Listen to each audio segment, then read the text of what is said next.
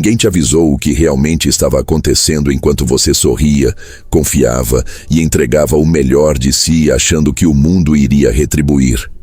Você cresceu ouvindo que ser bom era suficiente, que agir com o coração limpo traria boas colheitas. E talvez por muito tempo você acreditou nisso. Acreditou que as pessoas te valorizariam pelo esforço, pela lealdade, pela sinceridade com que se doava. Mas aí vieram as primeiras pancadas. Vieram silenciosas, sem avisar.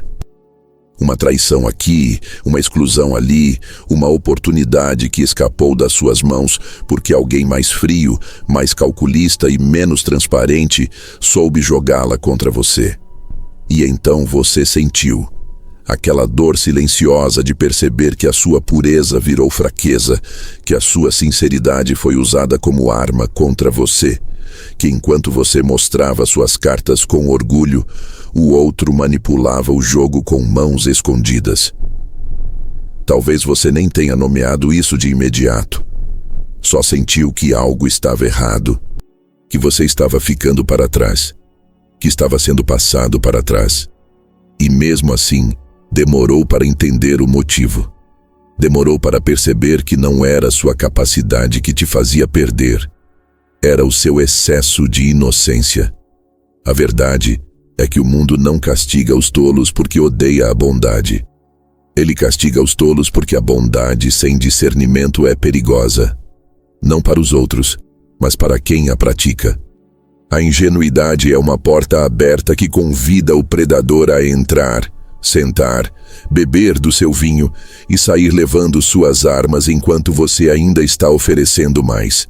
E o pior é que o predador quase nunca parece ameaçador.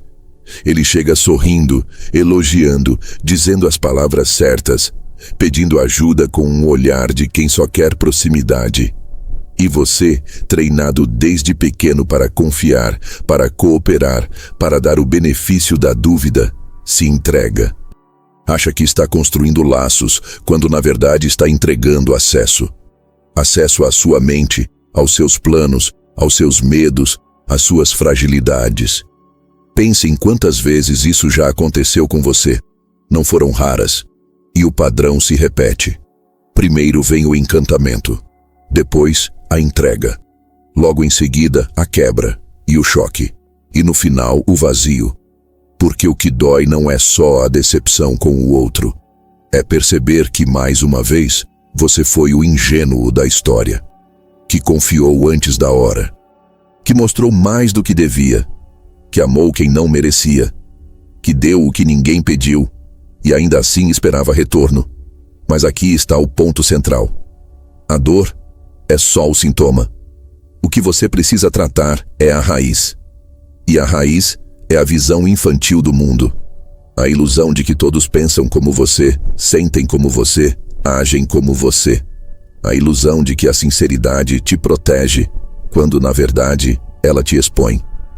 Você foi criado para viver num mundo que não existe e está pagando o preço por isso. O preço da ingenuidade. Só que aqui está o detalhe que muda tudo. Isso não precisa continuar.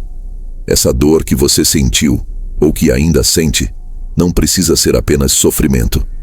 Ela pode ser o sinal, o estalo, a ruptura com a ilusão. Porque tem um momento, um instante exato, em que a ficha cai. E quando cai, não tem volta. Você começa a olhar ao redor com outros olhos, começa a perceber os jogos, começa a ver nas entrelinhas o que antes passava despercebido. Começa a notar que aquele que ri com você nem sempre quer te ver crescer. Que aquele que te elogia, às vezes só quer manter você preso na vaidade para te controlar. Esse momento, esse despertar brutal, é violento, porque é como se a venda fosse arrancada de forma abrupta. E o mundo que você achava ser justo, limpo, ético, revela-se como um tabuleiro sujo, onde cada peça que você move pode ser uma armadilha, onde cada palavra sua pode ser usada como prova contra você, onde cada gesto de empatia pode ser interpretado como fraqueza e explorado como uma abertura. Você começa a revisitar suas quedas, seus erros, suas feridas, e vê um padrão claro: o excesso de transparência. Você dizia demais, confiava cedo demais, mostrava suas intenções antes mesmo de analisar as intenções dos outros. Era como andar nu num campo de batalha, esperando que, por ser sincero, ninguém fosse te atingir. Mas os tiros vieram pelas costas. E você ficou ali, tentando entender o porquê, sem perceber que o simples fato de andar desarmado num mundo de caçadores já te colocava em risco. E aqui vem a virada. Entender isso não te faz pior, não te transforma num monstro. Pelo contrário, te aproxima de quem você realmente precisa ser para sobreviver e prosperar. Porque a ingenuidade é uma casca. É uma programação social que você recebeu para ser controlado, manipulado, usado. A verdadeira liberdade começa quando você quebra essa programação. Quando você entende que a bondade sem estratégia é desperdício. Que a sinceridade sem critério é burrice emocional. Que se doar sem limites é uma sentença de sofrimento. Esse despertar te coloca num estado de alerta. E no início, isso pode ser desconfortável. Você começa a duvidar de mais pessoas, a pensar 2 vezes antes de falar, a observar mais e falar menos. Pode até parecer frieza, mas é só inteligência emocional em construção. É você criando finalmente a blindagem que te foi negada por anos. Porque se você não aprende a proteger a sua mente, seus planos e seus sentimentos, alguém vai invadir. E quem invade nem sempre te devolve inteiro. A partir desse ponto, você começa a mudar. Não porque virou alguém ruim, mas porque cansou de ser bom de forma ingênua. Você começa a selecionar, a filtrar, a desconfiar com sabedoria. E essa mudança não é visível para todos. Ela começa em silêncio, internamente. É como se você começasse a assistir o mundo com outro filtro. Você já não acredita tanto nas palavras doces. Já não entrega tudo no primeiro contato. Já não se expõe como antes. E se alguém percebe a mudança e diz que você está mais frio, mais distante, mais fechado, sorria por dentro. Isso é sinal de que você finalmente começou a se proteger. A lucidez tem um preço, a perda da ilusão. Mas ela oferece algo que a ingenuidade jamais poderá dar: controle. Você pode não controlar o mundo, mas pode controlar suas reações a ele. E isso já muda tudo. Porque o jogo nunca foi sobre ser o mais puro. Foi sempre sobre quem enxerga primeiro, quem se posiciona com inteligência, quem não dá ao outro mais munição do que precisa, quem não é previsível, quem não se deixa ler. E é aqui que Maquiavel entra com sua clareza incômoda. Ele não te pede para ser mau, ele te implora para ser lúcido, para entender que o ser humano não age por nobreza. Ele age por medo ou por interesse. E quem entende isso, para de esperar gratidão, para de se decepcionar com traições, para de sofrer com rejeições. Porque já sabe, já viu, já entendeu. A partir daqui, você se transforma. Cada palavra que você ouve, você questiona. Cada gesto que você recebe, você analisa. Cada pessoa que se aproxima, você observa em silêncio. Essa é a primeira camada da astúcia. A consciência. O entendimento de que você estava dormindo, sonhando com um mundo que não existe. E agora está acordando. Abrir os olhos dói, mas permanecer cego custa ainda mais. A ingenuidade é confortável, mas esse conforto é uma armadilha. É uma cela com paredes acolchoadas que te impede de ver que estão jogando com você. E agora você começa a sair dela. E o que vem depois disso? O que vem quando você finalmente desperta para o fato de que o jogo sempre existiu e que você era apenas uma peça movida pela mão de outros? O que vem é o silêncio, mas não qualquer silêncio. Um silêncio que protege, que confunde, que amadurece. Porque o primeiro passo para deixar de ser manipulado é aprender a calar. Pouca gente entende o poder do silêncio. Muitos acham que silêncio é ausência, que é fraqueza, que quem cala é porque não tem o que dizer. Mas os que dominam o jogo sabem, o silêncio é presença bruta.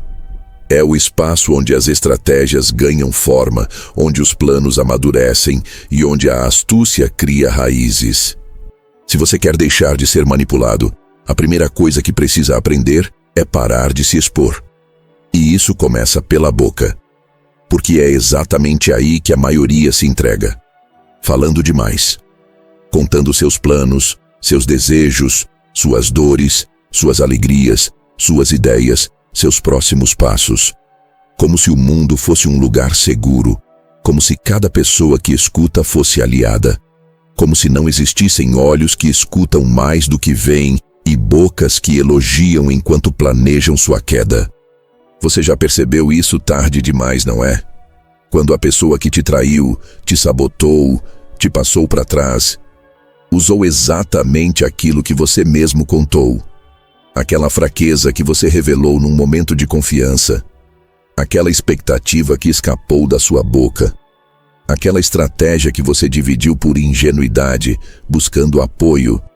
Tudo isso virou arma contra você. E você ficou ali, tentando entender onde foi que errou. A resposta é simples.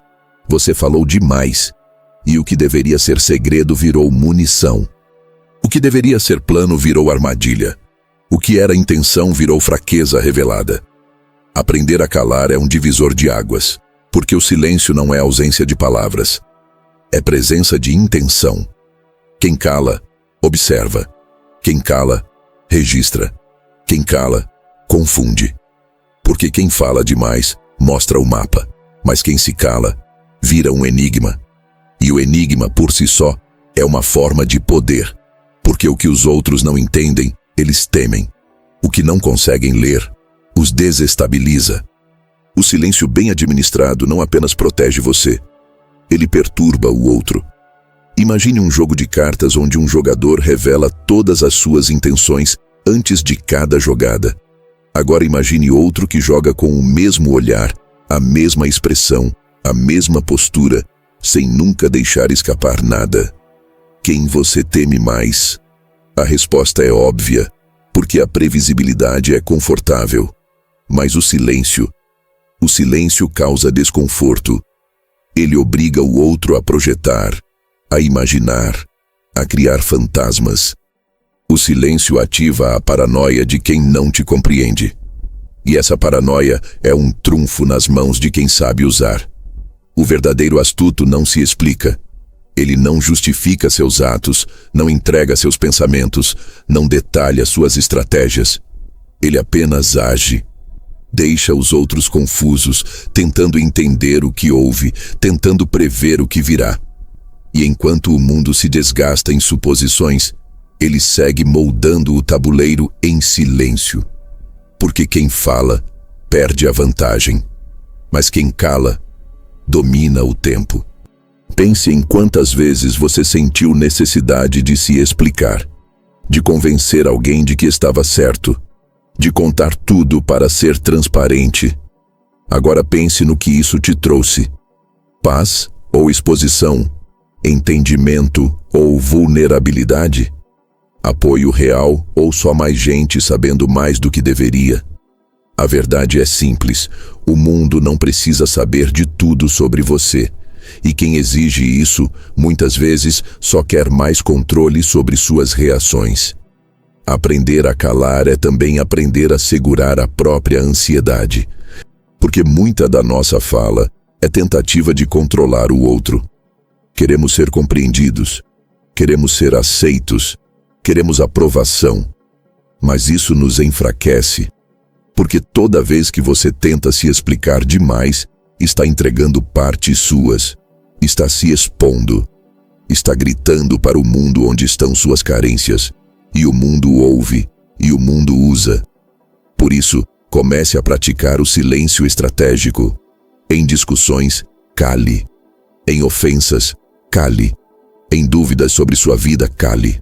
Não é omissão, é domínio. Porque o silêncio é uma barreira onde o outro bate sem saber onde acertar. Enquanto você se cala, o outro se revela. Enquanto você observa, o outro se entrega. Enquanto você constrói internamente, o outro desperdiça forças tentando entender por que você não reage como o esperado. A astúcia começa pela boca fechada, pelo olhar neutro, pela postura impenetrável. E esse treinamento é doloroso no início, porque fomos condicionados a preencher os vazios com palavras, a quebrar silêncios com confissões. Mas o que você precisa agora é o oposto: habitar o vazio, sustentar o silêncio, assistir ao desconforto dos outros sem se apressar em aliviá-lo. Porque é nesse desconforto que as verdades aparecem. O silêncio, quando bem usado, revela mais do outro do que 1000 palavras suas poderiam. Fique em silêncio e observe o que o outro revela para preenchê-lo. Perceba o quanto ele tenta te puxar para fora, o quanto ele insiste para que você fale. Isso mostra o desespero de quem precisa te decifrar para ter controle. E mostra também o quanto você começa a ter vantagem. Você não precisa dar todas as respostas. Você não precisa compartilhar cada pensamento. Você não precisa ser um livro aberto. Essa ideia de autenticidade absoluta é uma armadilha moderna que destrói qualquer capacidade de estratégia. Ser autêntico não é se desnudar. É saber o que mostrar e quando. É controlar a narrativa. É falar apenas o que constrói sua imagem, nunca o que a compromete. E o que acontece quando você aprende a calar? Você se torna imprevisível. E ser imprevisível é ser perigoso, porque ninguém consegue manipular o que não consegue entender. Ninguém controla o que não consegue prever. Ninguém ataca com precisão algo que não tem forma definida. Além disso, o silêncio tem outra função. Ele te dá tempo. Tempo para pensar. Tempo para analisar. Tempo para agir com precisão. Em vez de reagir no calor da emoção, você pausa. Em vez de explodir, você observa. Em vez de se explicar, você mede. E enquanto o outro perde o controle, você o conquista. A partir do momento em que você entende isso, cada conversa se transforma em um campo estratégico. Cada silêncio que você sustenta é um território conquistado. Cada não dito é uma fortaleza. E isso muda completamente a forma como as pessoas te veem. Elas passam a te respeitar mais, a pisar com mais cuidado, a medir as palavras antes de falar com você. Porque sabem que você não é facilmente decifrável. Sabem que você não entrega sua alma em cada frase. Sabem que você não reage de forma previsível, e isso basta para que o jogo mude. E aqui está o mais interessante. Quanto mais você cala, mais o outro fala. Quanto menos você se revela, mais o outro tenta preencher o espaço. E nessa ânsia, ele se entrega. Conta demais. Mostra demais. Exibe as fragilidades que você escondia. E é aí que a astúcia se fortalece. Porque quem sabe ouvir com atenção acaba sabendo mais do que quem fala o tempo todo. Mas há um passo além. O silêncio, por si só, já é uma arma. Mas quando você começa a usá-lo junto com palavras cuidadosamente escolhidas, ele se torna um veneno sutil. Você fala pouco, mas cada palavra tem peso. Você diz menos, mas o que diz permanece. E o que não diz ecoa ainda mais alto. Porque o silêncio entre as palavras é o que dá a elas o verdadeiro impacto. Você não precisa levantar a voz para ser respeitado. Não precisa se impor pela força. Precisa apenas deixar de ser óbvio. E o silêncio é o que faz isso por você. Ele te tira do campo dos comuns e te coloca no território dos enigmas. E todo enigma carrega consigo um poder silencioso. O poder de fazer o outro pensar em você mesmo quando você já foi embora. Esse é o poder da presença sutil. da fala contida, da expressão que não se altera, do olhar que não entrega, da boca que não se apressa, da postura de quem já entendeu que o verdadeiro domínio começa quando o outro não sabe o que você está sentindo, pensando ou planejando. Calar não é esconder-se, é posicionar-se de forma estratégica. É criar um espaço ao redor de si, onde a curiosidade do outro se transforma em reverência, onde a dúvida vira respeito e onde a ausência de explicação se converte em autoridade. E quando você alcançar esse nível, perceberá que não precisa mais se defender. Porque sua ausência de resposta já será uma defesa, sua tranquilidade será interpretada como força, sua capacidade de sustentar o silêncio será lida como sinal de alguém que sabe mais do que parece. Agora que você entende isso, você também entende que calar não basta. É preciso ir além. É preciso saber quando calar e quando confundir. Depois que você aprende a calar, o próximo passo é começar a moldar a percepção. E aqui está a verdade que poucos têm coragem de admitir. Você não precisa mentir para enganar. Não precisa inventar histórias para confundir. Não precisa construir uma versão falsa de si mesmo para desorientar os outros. Basta aprender a usar a sombra como ferramenta. Porque a astúcia não se mede por quanto você engana, mas por quanto você permite que os outros se enganem sozinhos. A ilusão mais poderosa é aquela que o outro cria com as próprias mãos, com base na sua omissão calculada, nos seus silêncios bem posicionados, nos seus gestos ambíguos. Você não mente, mas também não esclarece. Você não confirma, mas também não nega. Você apenas deixa pistas soltas, perguntas sem resposta, expressões que podem ser interpretadas de várias formas. E deixa o outro fazer o trabalho sujo, preencher os vazios com as projeções que mais o agradam ou o assustam. É aqui que o jogo fica perigoso. Porque enquanto a maioria está tentando ser compreendida, você começa a se tornar incompreensível. E o incompreensível sempre carrega uma aura de poder. As pessoas têm medo do que não entendem e respeito pelo que não conseguem controlar. E isso te dá uma vantagem invisível. Elas começam a se posicionar com cuidado ao seu redor, mesmo sem saber o motivo. Veja, confundir não é manipular diretamente. É criar um nevoeiro ao seu redor. Um campo de dúvidas. Um espaço onde ninguém tem certeza sobre o que você pensa, sente ou deseja. Você não nega nada. Só não afirma.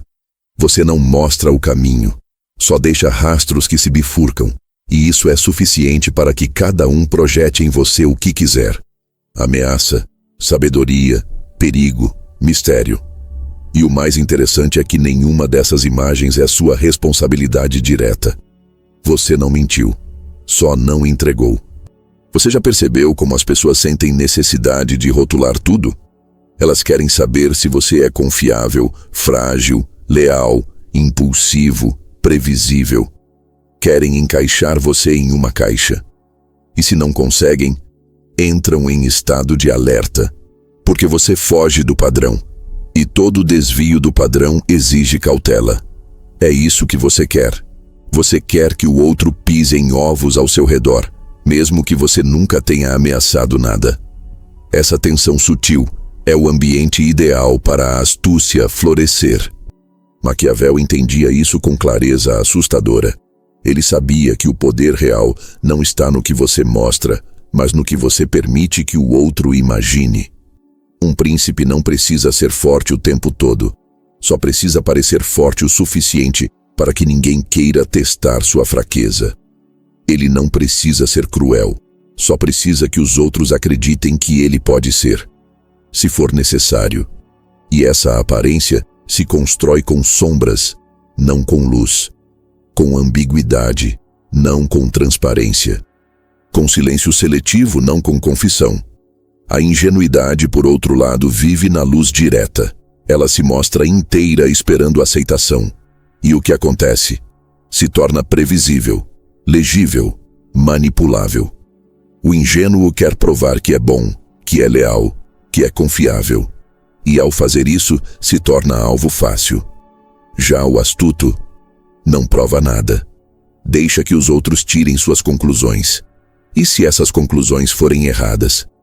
Melhor ainda. Porque no momento certo, ele usará essa falsa leitura a seu favor. Espalhar sombras exige uma mudança radical na forma como você se apresenta ao mundo. Significa abrir mão da vaidade de ser compreendido. Significa aceitar que muitas vezes ser subestimado é uma bênção, porque o subestimado tem liberdade. Pode agir sem ser percebido. Pode se infiltrar onde o poderoso não entra. Pode surpreender. Pode atacar quando ninguém espera. Já o superestimado precisa se explicar o tempo todo. É vigiado, é pressionado, é testado. O subestimado, não. Ele age no escuro. E é exatamente aí que a astúcia ganha poder real. Aprender a espalhar sombras é aprender a dominar sua própria imagem pública. É se tornar o arquiteto da dúvida. Não se trata de parecer instável. Se trata de parecer maior do que você mostra, mas menor do que você é. Porque o astuto verdadeiro nunca revela sua real extensão. Ele oferece pedaços, versões, máscaras cuidadosamente montadas para cada contexto. E nunca, absolutamente nunca, entrega seu núcleo. E aqui entra um ponto crucial. Não é preciso fingir ser outra pessoa. É preciso apenas saber qual parte de você revelar e quando. Pense em suas próprias características, suas virtudes, suas falhas, seus impulsos, sua história. Tudo isso pode ser usado como ferramenta, se for mostrado com cálculo. Expor sua força em momentos estratégicos. Revelar uma fraqueza falsa para atrair um ataque que você já previu. Assumir uma posição de neutralidade enquanto por dentro você já tomou partido. Essas são as táticas que os sagazes usam. Eles não vivem na mentira. Vivem na ambiguidade controlada. E o mais poderoso dessa abordagem é que ela não gera culpa. Porque você não está manipulando ativamente. Você só está cuidando do seu território. Está protegendo o que importa. Está controlando o acesso ao que é seu. E isso não é maldade. Isso é inteligência. É você finalmente entendendo que seu valor aumenta quanto menos previsível você for. Que o respeito nasce não apenas da força, mas também do mistério. Quantas vezes você já ouviu alguém dizer: "Eu não consigo entender essa pessoa"? E imediatamente depois dessa frase, vem um olhar de respeito, ou de medo, ou de fascínio. É isso que você precisa cultivar. Uma aura de imprevisibilidade. Um campo magnético feito de não ditos. E isso se constrói no detalhe. Uma frase deixada pela metade. Um olhar que não se explica. Uma ação que contradiz uma expectativa. Espalhar sombras é um jogo sutil. Você não precisa parecer estranho. Precisa parecer complexo. Precisa deixar perguntas no ar. Precisa ser o tipo de pessoa que, mesmo ausente, continua sendo discutida. Isso é influência silenciosa. Isso é controle psicológico. Isso é astúcia em estado puro. E você pode aplicar isso em qualquer lugar. No trabalho, você não entrega suas ideias enquanto ainda estão maturando. Em vez disso, planta sugestões indiretas e observa quem as adota como próprias. Na vida pessoal, você deixa que os outros revelem mais do que você. E quando perguntam sobre você, responde com o suficiente para manter o equilíbrio, mas não para se entregar. Em negociações, você nunca mostra tudo o que quer. Pelo contrário, apresenta uma parte menor e esconde o real objetivo por trás de concessões simuladas. Essa postura vai gerar reações. Algumas pessoas vão sentir desconforto. Vão querer forçar respostas. Vão tentar tirar você do eixo.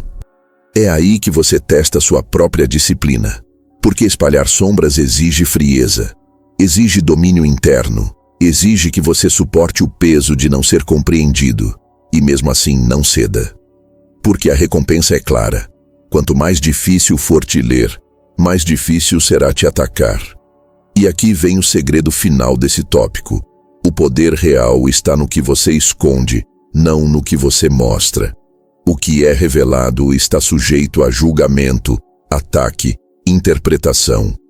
Mas o que é guardado permanece intocável.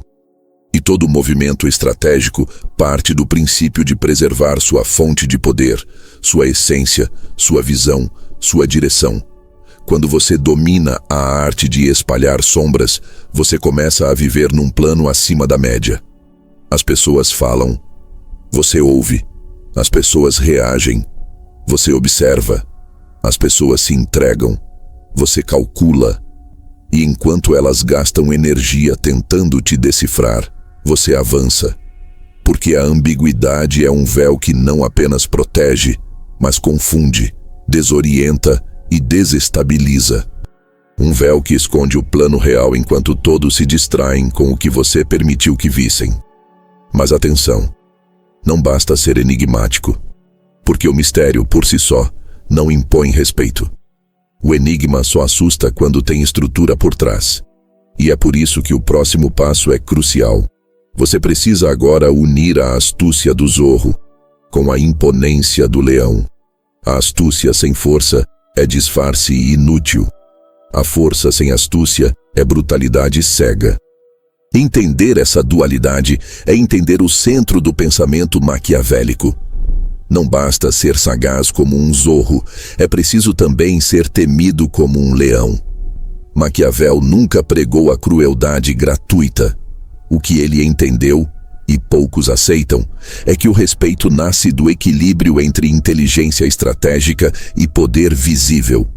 Você precisa saber detectar a armadilha, mas também precisa ser o tipo de pessoa que ninguém ousa tentar prender nela. O zorro observa. O leão impõe. O primeiro evita o erro. O segundo inibe o ataque. E é na união dessas duas naturezas que nasce a figura verdadeiramente perigosa. Aquela que não apenas escapa do jogo, mas dita as regras. Muitos falham porque escolhem ser apenas um. O zorro puro é astuto, mas se expõe quando chega o confronto.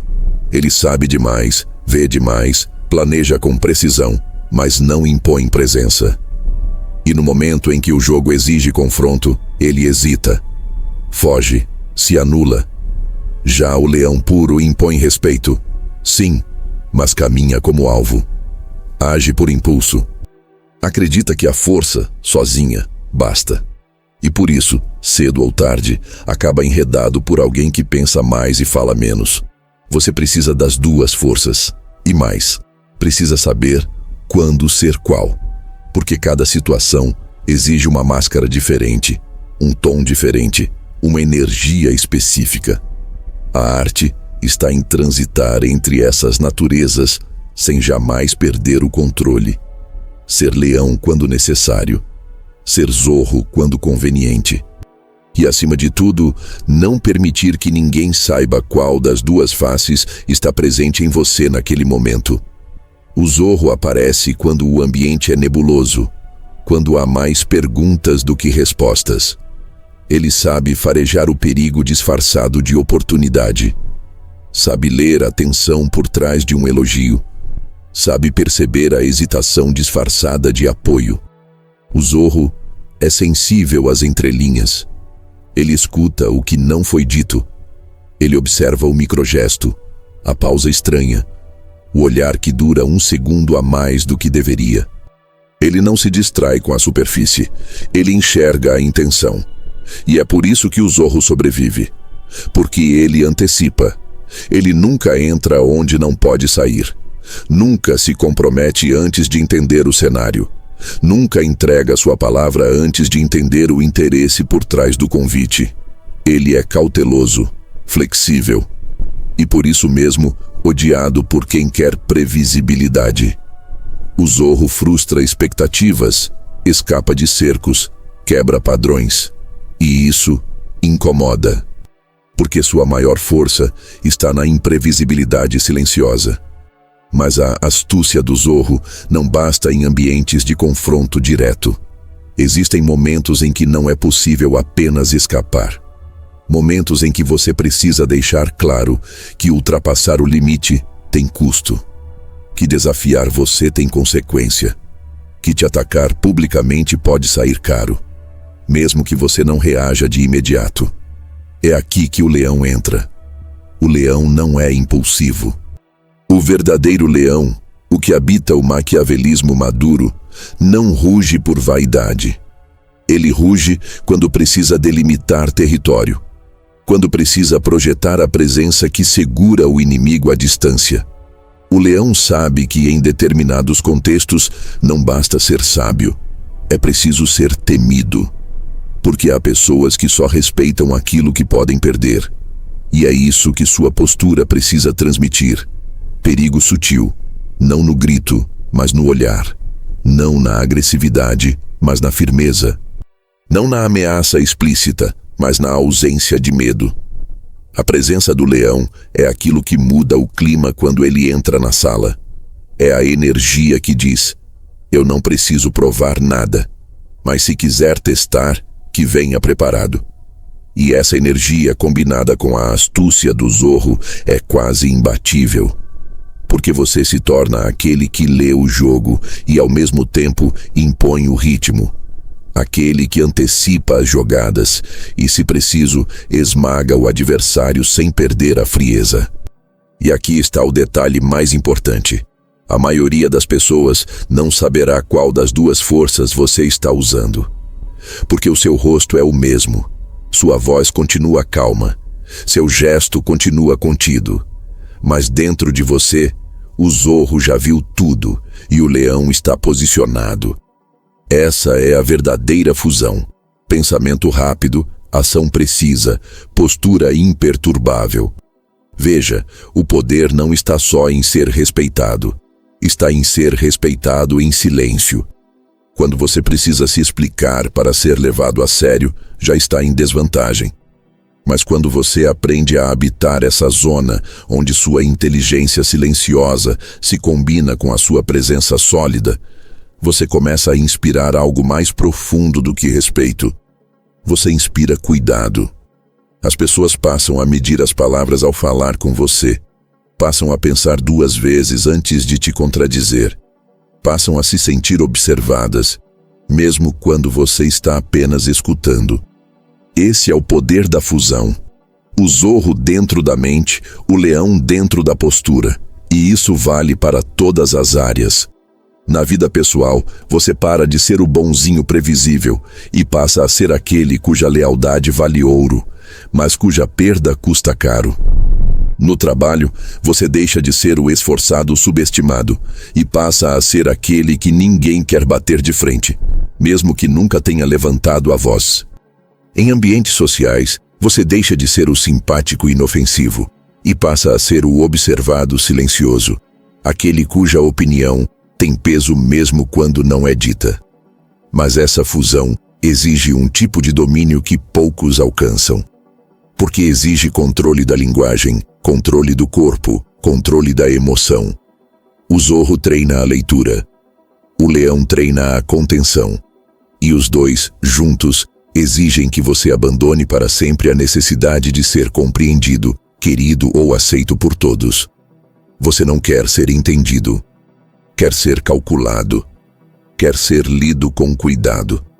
Quer ser percebido como alguém que, mesmo em silêncio, tem mais visão do que os que falam o tempo todo.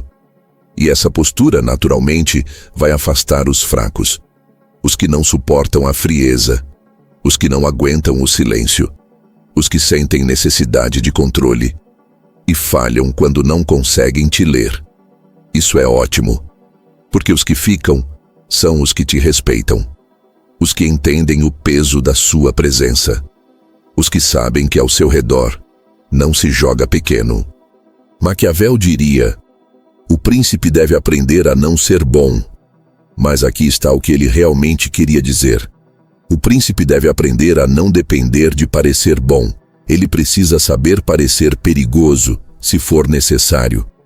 E a melhor maneira de parecer perigoso é se tornar alguém que pode ser ambas as coisas. Sutil como o zorro, imponente como o leão, sem jamais avisar qual parte vai aparecer. E agora que você já entendeu isso, precisa se perguntar: como sustentar essa fusão em ambientes imprevisíveis? Como manter o rosto sereno quando a pressão aumenta? Como calar quando todos esperam sua reação? Como controlar sua força para que ela nunca exploda, mas esteja sempre pronta? A resposta está em algo que exige ainda mais profundidade: o domínio de si mesmo. Você pode ser o mais inteligente da sala, pode ter lido Maquiavel de ponta a ponta, pode dominar técnicas de manipulação, entender o jogo das máscaras, saber calar, esconder, planejar, enganar. Mas se você não controla suas emoções, você não controla absolutamente nada. É aqui que muitos caem, e caem feio, porque acreditam que o jogo está na estratégia externa, nos gestos, nos silêncios, nas palavras pensadas. Mas o campo mais perigoso não está fora, está dentro, porque o maior inimigo não é o outro, é sua própria reação descontrolada. Frieza emocional não é indiferença, não é apatia, não é viver sem sentir, é outra coisa. É sentir tudo e não se deixar dominar por nada. É observar a ira se formar por dentro e não deixá-la sair. É sentir o orgulho ferido e não correr para responder. É engolir a humilhação sem que ninguém perceba. É a arte de conter, de armazenar, de não entregar. Porque no momento em que você reage, você se expõe. E toda exposição emocional é uma fresta aberta na sua armadura. Pense em quantas vezes você estragou tudo porque não conseguiu se controlar. Quantas vezes disse o que não devia. Quantas vezes mostrou dor, mostrou raiva, mostrou desespero. Quantas vezes deixou que o outro visse exatamente aquilo que queria provocar em você. E aí está o ponto. Muitas provocações não são acidentais. Elas são estratégicas. São tentativas de desestabilizar você. E se você cai, você perde. Porque perde o eixo, perde a vantagem, perde o mistério, perde o jogo. A frieza emocional começa com uma decisão. Nada do que me disserem ou fizerem vai me tirar do centro. A partir dessa decisão, tudo muda. Você começa a treinar o rosto, o corpo, a voz. Aprende a respirar devagar quando a ansiedade tenta dominar. Aprende a sorrir levemente quando a provocação quer te atingir. Aprende a manter o tom neutro, mesmo quando por dentro a vontade é gritar. Porque você entendeu que o controle é mais valioso que a resposta. E é aí que você começa a ser temido. Porque ninguém sabe o que te afeta. Ninguém sabe o que te tira do sério. Ninguém sabe se você está magoado, furioso, entediado ou confiante. Você se transforma em um espelho opaco. Devolve o que recebe, mas nunca mostra o que há por trás. Isso é poder. Porque o mundo gira em torno de quem não precisa reagir. Frieza emocional é autocontenção como disciplina diária. Não se trata de reprimir sentimentos até explodir. Se trata de treinar a mente para metabolizar emoções como um alquimista. Raiva vira força, medo vira cautela, tristeza vira foco, ansiedade vira silêncio. Você converte os impulsos em recursos. E quando o mundo espera a explosão, você entrega a estratégia. Quando o outro pensa que você vai ceder, você congela. Quando o ataque vem com intenção de provocar, não encontra eco. E isso desconcerta qualquer um. Imagine um adversário tentando te tirar do eixo, lançando indiretas, criando tensões, espalhando rumores, esperando que você se justifique, que reaja, que se exponha. E você, em silêncio, sem mudar o tom, sem desviar o olhar, sem entregar uma única reação emocional. A pessoa começa a se perder, começa a se perguntar se falhou, começa a projetar em você algo maior do que você é, porque o silêncio frio ativa no outro o medo daquilo que não pode ser previsto. Isso vale para tudo. Na vida pessoal, a frieza te protege de relacionamentos destrutivos, porque quando alguém tenta te manipular pelo afeto, você não cede. Quando tentam te provocar ciúmes, você não reage. Quando fazem joguinhos emocionais, você responde com vazio, e o vazio mata o jogo. Porque todo manipulador depende de uma reação para continuar jogando. Se não tem reação, não tem controle. E se não tem controle, perde o interesse. No trabalho, a frieza é o que separa os que colapsam dos que lideram. O ambiente é tenso, você respira. É pressionado, você mantém a postura. É provocado, você responde com gentileza seca. E enquanto todos se afogam na própria impulsividade, você caminha sereno, e por isso é visto como referência, como porto seguro, como alguém que pode ser confiado até nos momentos de crise. Mas não confunda frieza com arrogância. A frieza emocional não grita superioridade. Ela sussurra domínio. É silenciosa, quase imperceptível. Está no detalhe do olhar, no tempo da resposta, no ritmo da fala, no corpo que não treme, no sorriso que não muda. É isso que faz da frieza algo tão letal. Porque ela não precisa ser notada para ser sentida. E sim, isso exige treino. Porque sua mente vai querer reagir. O instinto vai querer te arrastar. A emoção vai subir, vai queimar, vai gritar dentro de você. Mas você não é mais guiado por isso. Você observa. Você acolhe o que sente, mas decide o que mostra. Essa é a diferença entre o controlado e o controlador. O primeiro é refém da própria emoção. O segundo é senhor dela. Frieza emocional é ter dentro de si um espaço intocável. Um centro de comando que ninguém alcança. Onde, por mais que o caos exploda lá fora, você segue operando com clareza. Porque você entende que o jogo é vencido por quem dura mais. Por quem mantém o sangue frio enquanto os outros sangram pelas palavras malditas, pelas decisões impulsivas, pelas reações emocionais que revelam o que nunca deveria ser visto. E o que acontece quando você chega nesse nível? Você se torna invisível para o ataque emocional. As pessoas tentam te provocar, falham. Tentam te desestabilizar, falham. Tentam descobrir sua fraqueza e só encontram gelo.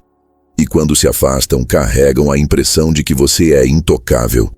E talvez seja mesmo, porque a verdade é que quando você para de reagir, você para de ser manipulável. E quando para de ser manipulável, começa a manipular, com mais precisão, mais calma, mais frieza. Não porque quer o controle a qualquer custo, mas porque entendeu que a única maneira de manter a própria integridade é nunca entregar o próprio centro ao outro. Maquiavel dizia que o príncipe deve parecer virtuoso, mas não necessariamente ser. No jogo emocional, isso é ainda mais verdadeiro. Pareça sentir, mas só sinta o que não te desarma. Mostre empatia, mas mantenha distância. Mostre presença, mas nunca descontrole. Mostre conexão, mas não se deixe invadir. Essa é a essência da frieza. Você se mostra sem se entregar. E com isso, torna-se uma fortaleza emocional. Um território que ninguém invade. Um espaço que ninguém lê. Um muro que só se abre por escolha, não por provocação. Mas ainda há algo além. Porque controlar suas reações é defesa. Agora, você precisa passar para o ataque, precisa aprender a não apenas resistir ao jogo, mas conduzi-lo. Moldar o campo, guiar vontades, mexer o mundo com movimentos invisíveis.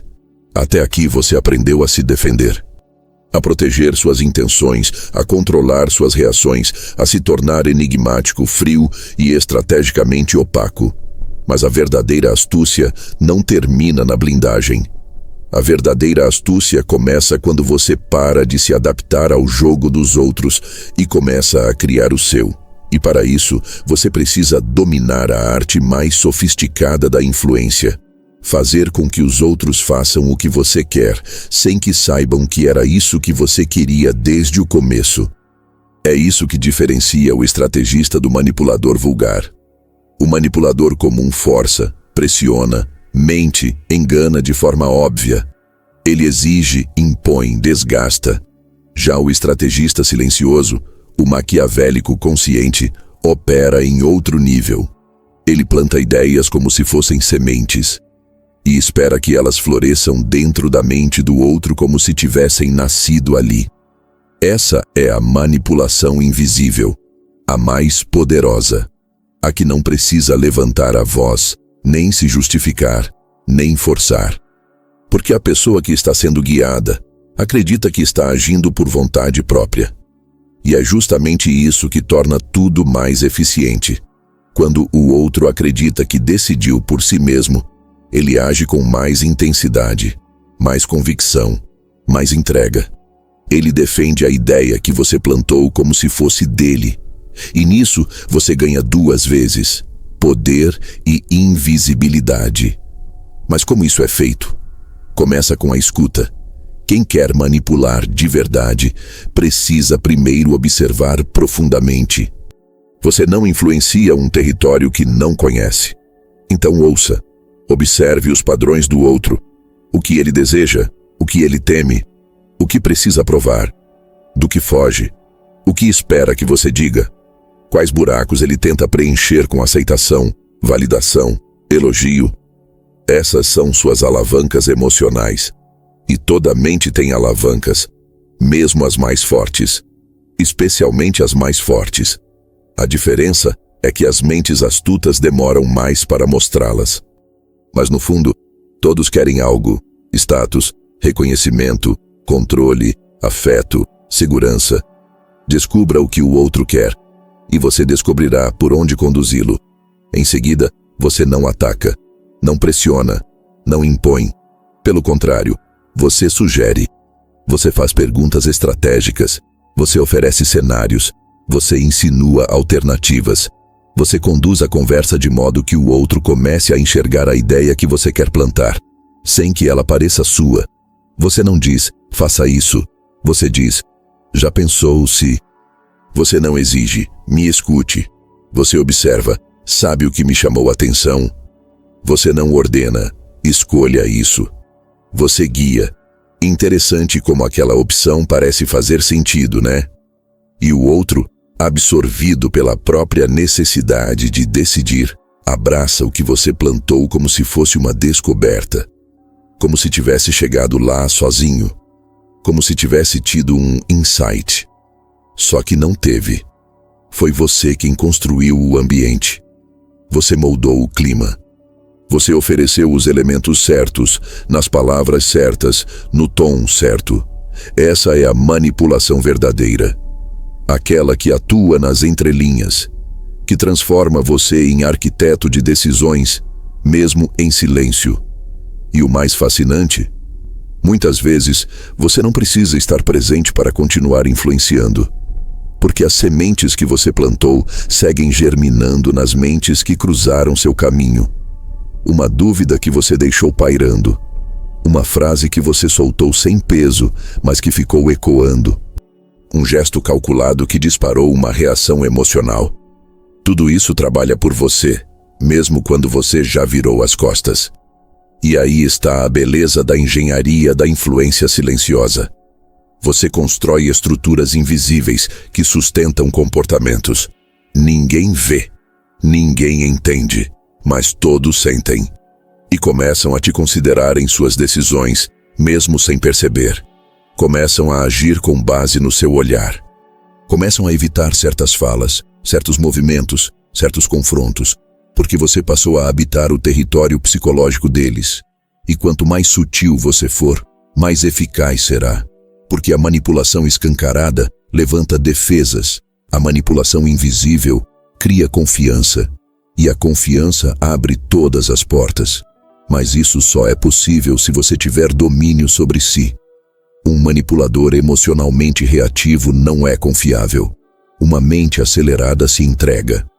Uma pessoa que quer mostrar poder o tempo todo perde o controle.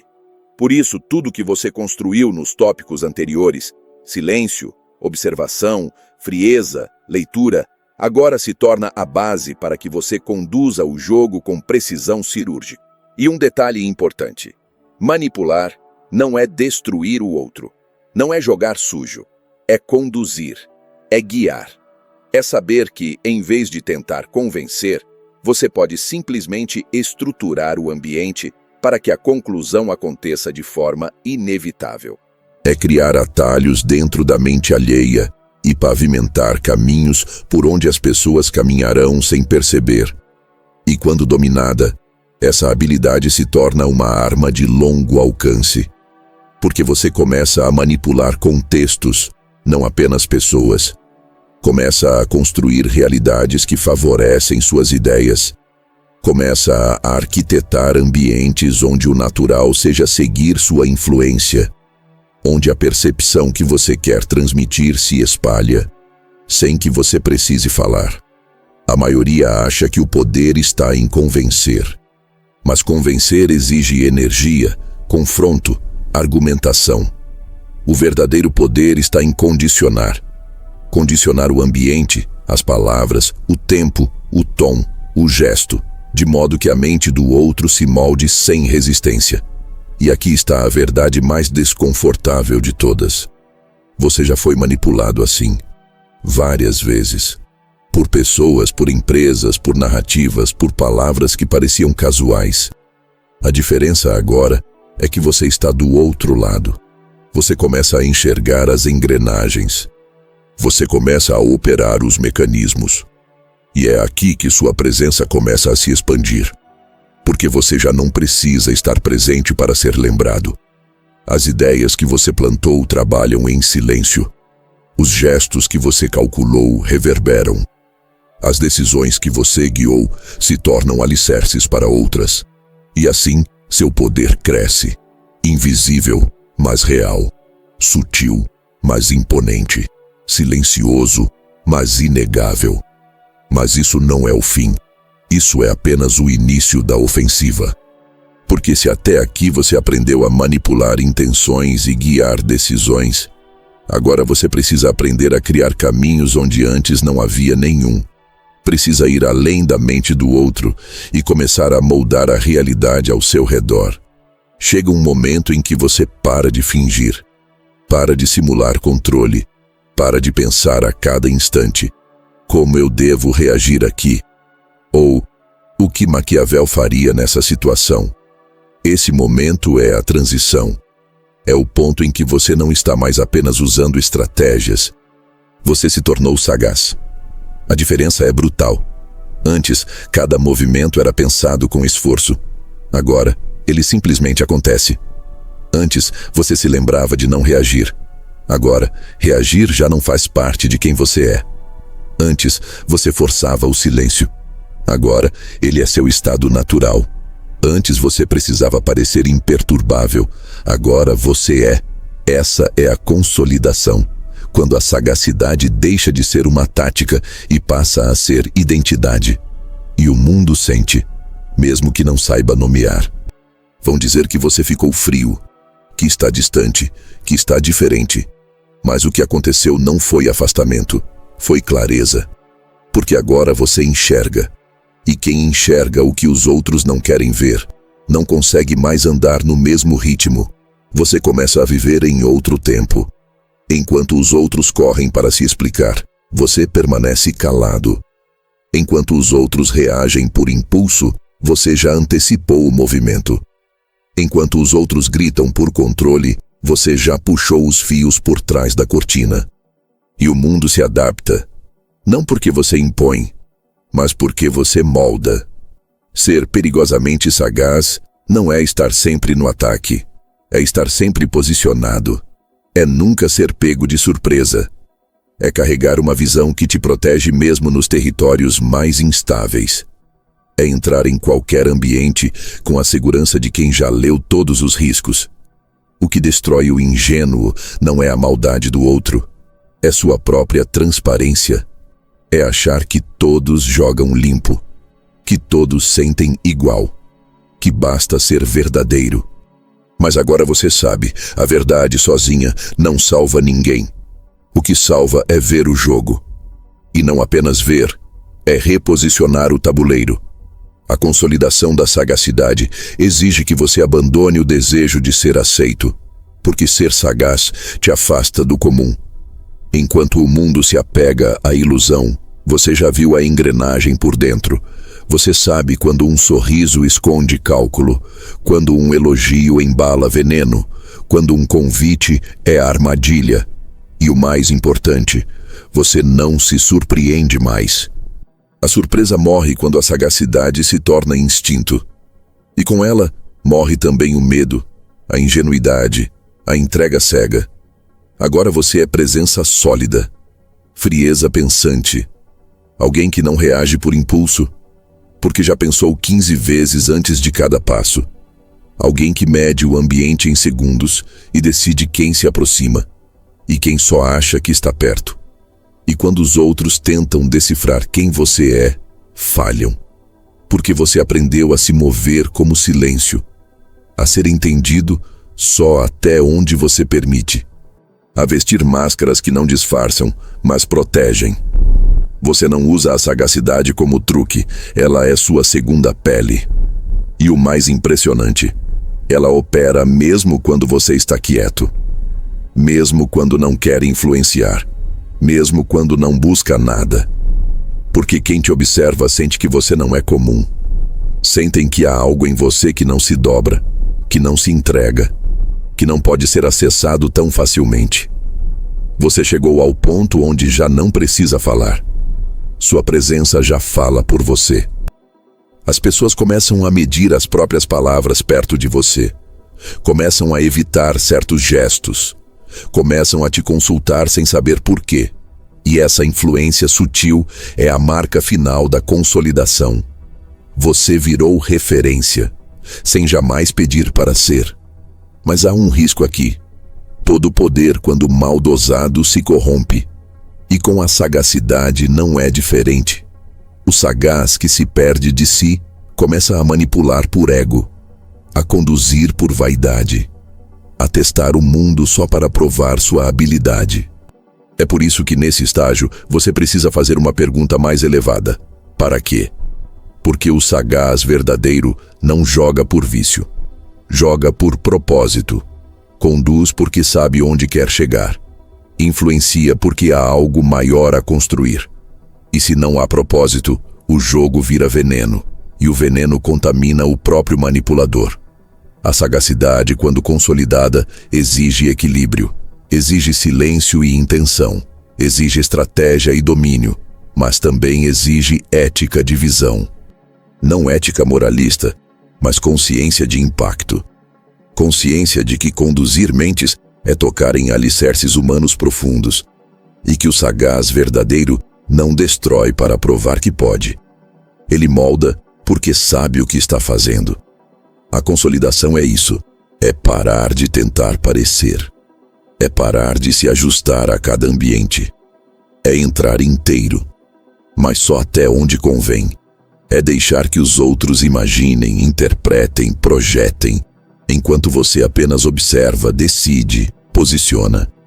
Ser sagaz como segunda pele é não ter mais que se lembrar de como agir. É agir com naturalidade cirúrgica. É fazer o necessário, com a leveza de quem já não precisa se afirmar. É saber que, às vezes, o melhor movimento é não fazer nenhum. E que o silêncio certo, no momento certo, pode valer mais do que uma centena de estratégias bem elaboradas. Você não é mais jogador. Você é a estrutura do jogo. Você é o movimento que ninguém viu. A presença que todos sentem. A força que não precisa levantar a voz. Você já não pode mais ser manipulado. Porque ninguém manipula quem já enxerga de onde vem o fio. E agora que a sagacidade virou parte da sua natureza, você tem uma escolha a fazer. Não sobre o próximo truque, mas sobre o legado. Se essa mensagem falou com você, se você sentiu que esse conteúdo te fez enxergar de forma diferente, então deixa o like agora. Isso não é vaidade, é estratégia. Porque assim o algoritmo entende que esse tipo de visão precisa chegar em mais gente que, como você, está cansada de ser movida no jogo sem perceber. Se inscreve no canal e ativa as notificações, porque aqui você não vai encontrar frases bonitinhas nem conselhos reciclados. Vai encontrar visão, sagacidade e ferramenta para nunca mais andar cego. E me diz nos comentários, em qual parte você se viu, qual verdade te incomodou e qual te despertou, e se chegou até aqui, não para agora. O que tem nos outros vídeos do canal vai expandir ainda mais o que começou a ser ativado dentro de você hoje. Escolhe um deles e continua, porque quem para no meio do caminho volta a ser peça. E você não chegou até aqui para ser jogado, chegou para dominar.